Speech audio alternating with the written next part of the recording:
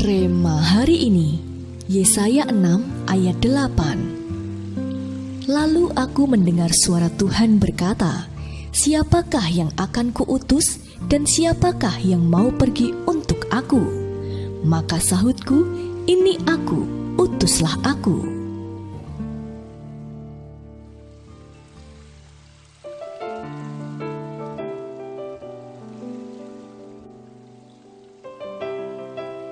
Apakah Anda familiar dengan seorang tokoh di Alkitab bernama Paulus?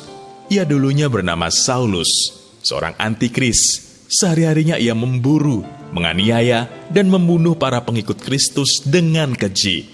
Sampai suatu hari, Tuhan menampakkan dirinya kepada Saulus dalam bentuk cahaya yang sangat terang dan mempertanyakan mengapa ia menganiaya Tuhan. Kisah Para Rasul pasal 9 ayat yang keempat. Setelah itu, 3 hari ia menjadi buta, sampai ia dipertemukan dengan Ananias yang telah diperintahkan Tuhan untuk mendoakannya hingga ia dapat melihat kembali, bahkan membaptisnya. Sejak saat itu, hidup Saulus tidak pernah sama lagi. Seorang yang dulunya adalah pembunuh pengikut Kristus, kini setelah mengalami perjumpaan pribadi dengan Yesus, hidupnya diubahkan 180 derajat. Tidak ada lagi Saulus, yang ada adalah Paulus yang dikuasai Roh Kudus. Melalui pelayanannya, banyak orang boleh diselamatkan.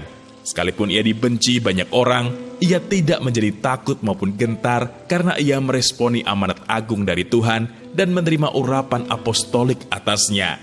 Terobosan demi terobosan dialaminya, banyak jiwa dimenangkan, bahkan meski ia dipenjara, ia menulis banyak surat dan pengajarannya yang kini disertakan dalam Alkitab.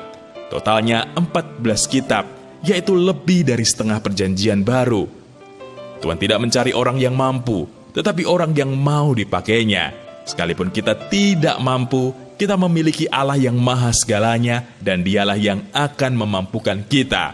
Ketika pengurapannya turun atas kita, maka kita yang bodoh pun dapat diangkatnya.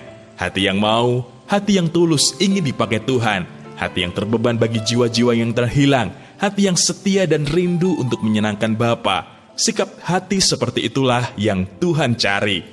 Karena sejatinya, Tuhan tidak pernah melihat kuat gagahnya kita. Tuhan tidak pernah melihat rupa. Tuhan senantiasa melihat hati kita.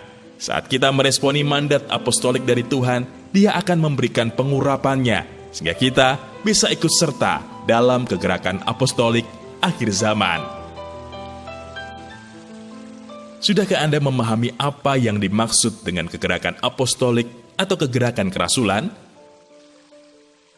Menurut Anda, mengapa Tuhan memberikan mandat apostolik ini kepada kita?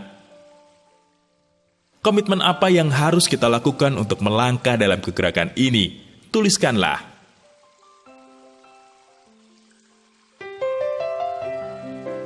Tuhan, terima kasih atas mandat yang telah Engkau berikan kepada kami. Terima kasih atas kepercayaan yang telah Engkau percayakan kepada kami. Ya, kami mau Tuhan. Kami percaya bahwa pengurapan-Mu lah yang akan memampukan kami, dan bagian kami hanyalah untuk melangkah bersama-Mu di dalam kegerakan ini. Di dalam nama Tuhan Yesus, kami berdoa. Amin. Responi mandat dari Tuhan, maka kita akan menerima pengurapan apostolik dan mengalami terobosan besar di hidup kita.